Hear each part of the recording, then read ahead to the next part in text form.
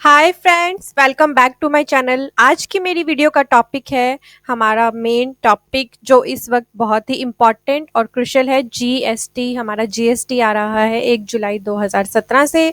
तो आज मैं ये वीडियो लेकर आई हूँ ऐसे पर्सन्स के लिए जो या तो मैन्युफैक्चरिंग करते हैं, ट्रेडिंग करते हैं या अगर सर्विस प्रोवाइडर्स हैं तो उन्हें जीएसटी पे जाने के लिए किन पांच इंपॉर्टेंट चीज़ों को अपने माइंड में रखना है और क्या क्या तैयारियां करनी है।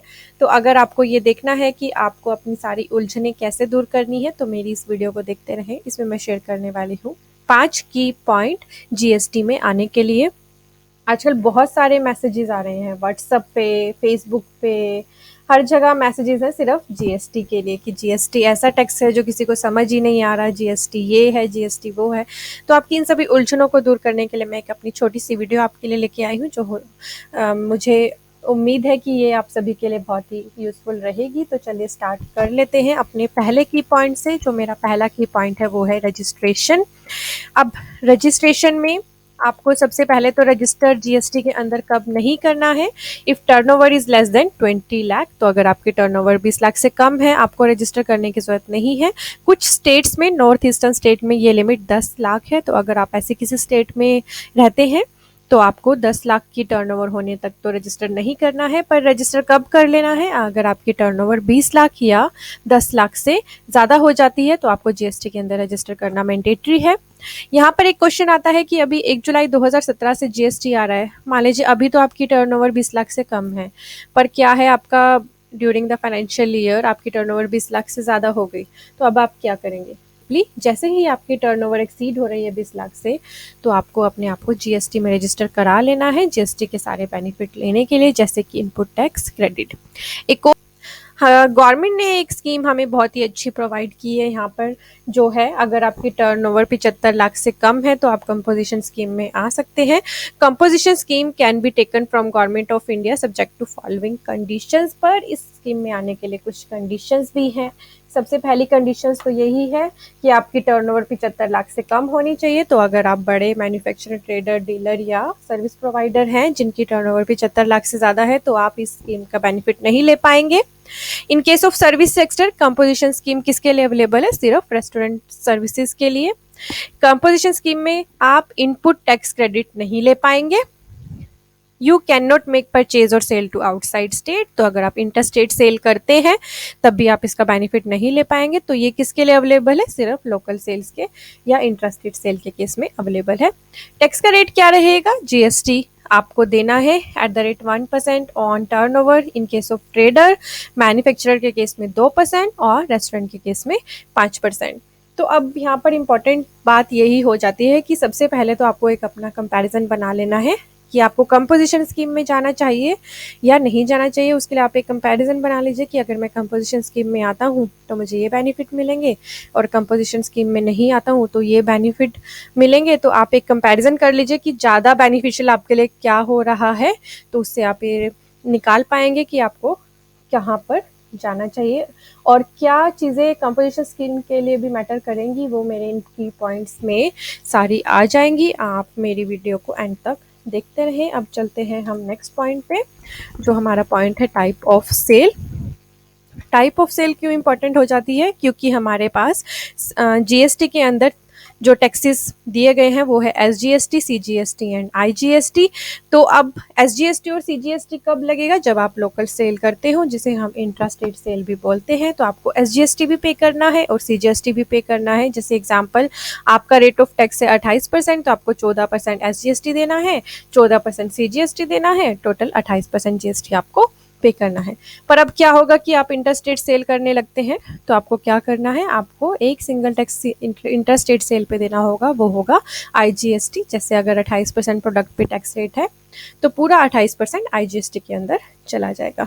सेल यहाँ पर इसलिए भी इंपॉर्टेंट हो जाती है कि अगर आप देखना चाहते हैं आपको कंपोजिशन लेना है या नहीं, तो यहाँ पर सेल देखना इसलिए इंपॉर्टेंट हो जाता है कि इंटरस्टेट सेल अगर आप करते हैं तो आप कंपोजिशन का बेनिफिट नहीं ले पाएंगे। हम आते हैं हमारे थर्ड एंड मोस्ट इम्पॉर्टेंट, जो इस टाइम हमारे जीएसटी के अपॉइंटेड डे के टाइम बहुत ही इंपॉर्टेंट है, वो है ट्रांजिशन। ट्रांजिशन क्या है? Every registered person is entitled to take input tax credit on stock lying on 30 June 2017 under section 140 in the following manner. तो हमारे जो भी स्टॉक हमारे पास पड़ा हुआ है 30 जून 2017 का, उसमें भी हमारा इनपुट टैक्स क्रेडिट अब पड़ा होगा। तो अब उसे कैसे एडजस्ट करना है, ये मैनर हमें गवर्नमेंट ने प्रोवाइड किया है सेक्शन 140 के अंदर, जिसे नाम दिया गया है ट्रांजिशनल क्रेडिट। इसके लिए जो कंडीशंस है, सबसे पहली कंडीशन है he has to submit a declaration within 90 days of the appointed day. Appointed day क्या है यहाँ पर? 1 जुलाई 2017 जीएसटी की इम्प्लीमेंटेशन की date. Declaration will have to be submitted in form GST TRAN 1, ये फॉर्म का टाइप दिया है, जिस जो ड्यूली साइन होना चाहिए on the common portal specifying therein. GSTN portal पे आपको फिल करना है separately the amount of tax और duty to the credit of which the said person is entitled under the provision of section 140। तो वहाँ पे आपको ये सब मेंशन करना है उस फॉर्म के अंदर।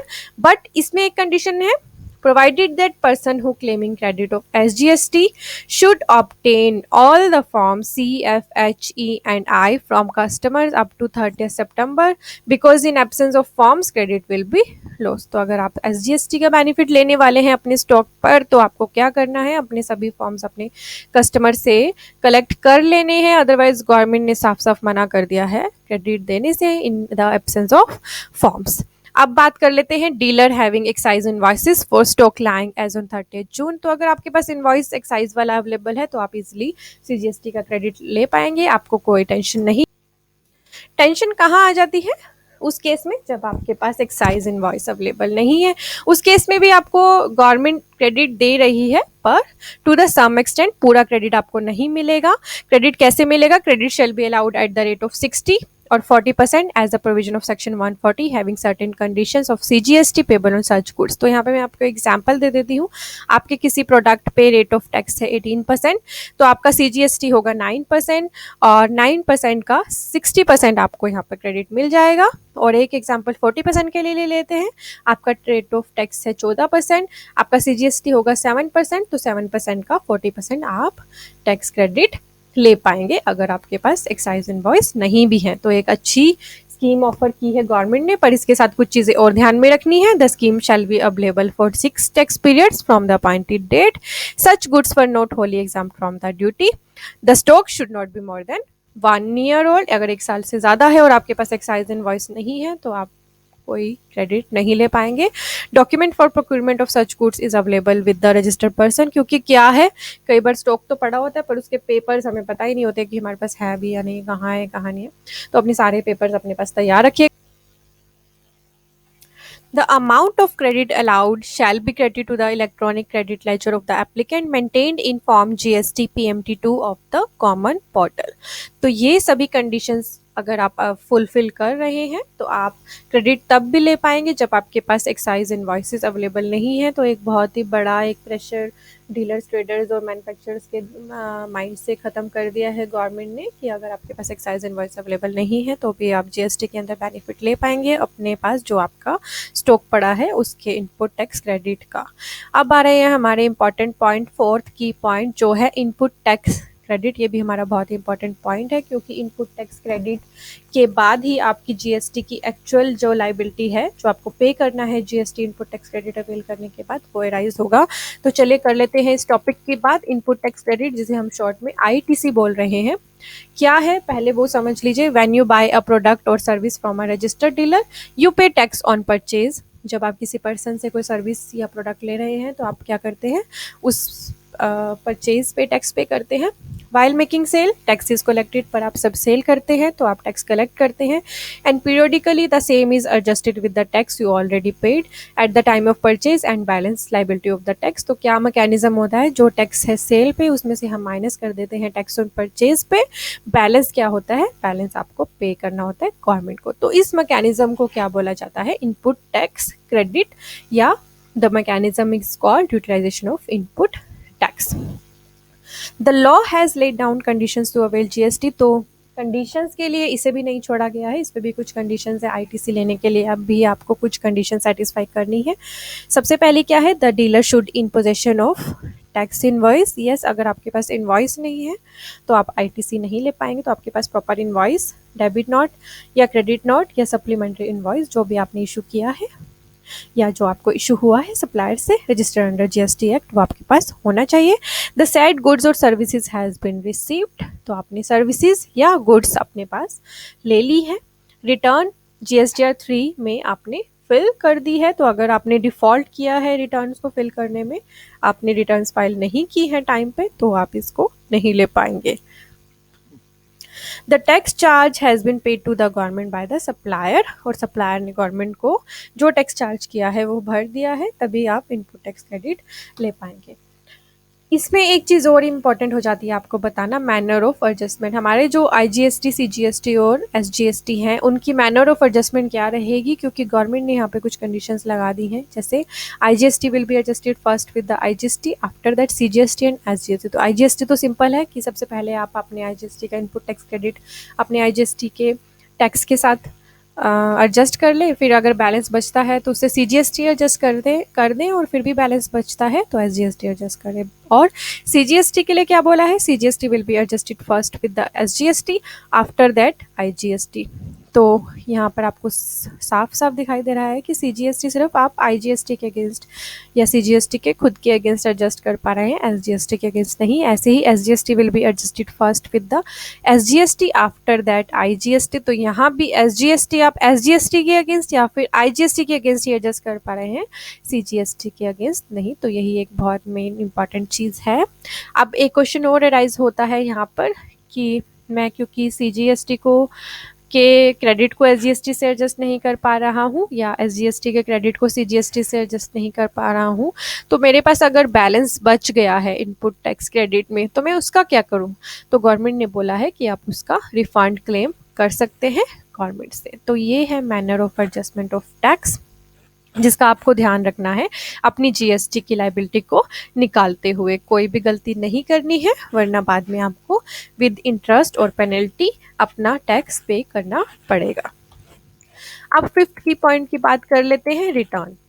रिटर्न्स में क्या है, रिटर्न एक मोस्ट इम्पॉर्टेंट चीज़ हो गई है जीएसटी में, क्योंकि इतने सारे फॉर्म, इतनी सारी चीज़ें बता दी गई हैं कि अब हर महीने आपको अपना जीएसटी का एक कैलेंडर तैयार कर लेना है कि आपको 10 तारीख को ये करना है, 15 को ये करना है, 20 को ये करना है। फिर तो अगर आप अपना जीएसटी का एक कैलेंडर मेंटेन कर लेंगे तो उससे आपको याद रहेगा कि आपको किस तारीख को क्या करना है। तो मैं आपको यहाँ पर ब्रीफ कर देती हूँ। Upload all sale invoices by 10th day of the next month. कौन से फॉर्म में, GSTR1। जैसे ही आप GSTR1 फिल करेंगे, सेकेंड पार्टी को GSTR2 एक के फॉर्म में वो दिखाई देगी, वो उसे वहाँ पर या तो एक्सेप्ट करेगा या मॉडिफाई करेगा। जिस चीज़ को होल्ड करना है उसे होल्ड करेगा और रिजेक्ट करना है तो रिजेक्ट करेगा। जैसे ही वो वहाँ से उसे वेरीफाई करके अपलोड कर देगा तो आपका GSTR2 में आपको वो दिखाई देगा। आपका GSTR2 क्या होगा, जिसमें आप inward supplies by 15 day of next month fill करेंगे। यहाँ पर मैचिंग कंसेप्ट हमारा अप्लाई हो रहा है। पेमेंट आप जब अपनी रिटर्न्स को वेरीफाई कर लें, मैचिंग कर लें, उसके बाद अपनी जीएसटी की लायबिलिटी निकाल लीजिएगा इनपुट टैक्स क्रेडिट को एडजस्ट करने, और उसे आपको कब तक पे करना है, 20th day of the next month. कहाँ पर पे करना है, जीएसटी की साइट पे www.gst.gov.in पे। अपनी फाइनल रिटर्न आपको भरनी है 20th day of the next month GSTR3 form में। पर अगर आपने कंपोजिशन स्कीम ली है तो आपके लिए फॉर्म भी डिफरेंट है और आपको मंथली रिटर्न फाइल ना करके क्वार्टरली रिटर्न फाइल करनी है 18 तारीख तक, क्वार्टर के एंड पे। Annual return, every registered taxable person except certain specified person shall have to furnish an annual return for every financial year electronically on or before the 31st day of December following the end of such financial year। उसका form है GSTR9। कुछ बातें ध्यान में रख लीजिएगा। कुछ और फॉर्म भी हैं जैसे 5 and 6, पर GSTR5 जो रिलेटेड है वो है non resident foreign tax payers के लिए, और GSTR6 है इनपुट सर्विस डिस्ट्रीब्यूटर के लिए। Revision of GST return is not allowed, but data can be modified by debit or credit notes. Returns are based on matching concept. Non-filling of monthly GST return will attract penalty. So make sure कि आप अपनी सभी जो ये returns हैं timely file करें, किसी भी तरह की पेनल्टी और ऑफेंसेस और प्रोसिक्यूशन से बचने के लिए। ये था मेरा एक छोटा-सा वीडियो आपके कुछ इम्पोर्टेंट पॉइंट्स जीएसटी के कुछ इम्पोर्टेंट पॉइंट आपको याद दिलाने के लिए, जो आपको दिमाग में रखने हैं 1 जुलाई 2017 से पहले। अगर आपने अभी तक रजिस्ट्रेशन नहीं कराया है, तो जीएसटी की साइट ओपन हो चुकी है रजिस्ट्रेशन के लिए। सबसे पहले अपना रजिस्ट्रेशन ज़रूर करा लें। अगर आपकी टर्नओवर एक्सीड कर रही है स्पेसिफाइड लिमिट से, रजिस्ट्रेशन में कोई दिक्कत आ रही है, तो मैं अपनी वीडियो यहाँ पर लिंक कर रही हूँ आई बटन पे, आप इसे क्लिक कर लीजिए। आप इसे क्लिक कर लीजिएगा और मेरी वीडियो को देख लीजिएगा। कोई भी क्वेरी है रजिस्ट्रेशन से रिलेटेड या जीएसटी से रिलेटेड या किसी भी तरह के प्रोविजन से रिलेटेड, तो मुझे कमेंट करके बताइए या मेरी ईमेल आईडी पे डाल दीजिए, जो है gstconsultantdelhi@gmail.com। मैं आपकी क्वेरीज़ को आंसर करने की पूरी कोशिश करूँगी। आपको अगर कोई ऐसा पॉइंट है जो मैं आपको वीडियो में बताना भूल गई हूँ, तो मुझे कमेंट कर मेरे चैनल को सब्सक्राइब कर लें, मेरी वीडियोज़ को लाइक करें। Thank you for watching. Bye.